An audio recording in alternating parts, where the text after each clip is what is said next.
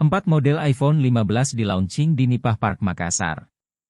Distributor resmi Apple, ME Gallery meluncurkan iPhone 15 di Atrium Park, Makassar, Sulawesi Selatan.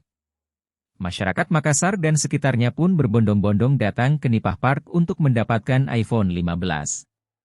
Ada 4 model iPhone 15 yang dipasarkan dalam launching kali ini. Mulai dari iPhone 15, iPhone 15 Plus, iPhone 15 Pro, dan iPhone 15 Pro Max. Masing-masing handphone tersebut dibanderol mulai dari Rp16,5 juta hingga Rp25 juta. Pantauan tribuntimur.com, puluhan orang terlihat mengantre di area yang sudah disiapkan untuk launching iPhone 15. Mereka menunggu giliran satu persatu untuk mendapatkan nomor antre pembelian. Beberapa orang terlihat tak sabar untuk segera masuk ke dalam area yang disediakan. General Manager, ME Gallery Mazda Prakoso mengatakan, launching ini tak hanya di kota Makassar saja. Namun seluruh mulai dari Sabang hingga Merauke melaunching iPhone 15 hari ini.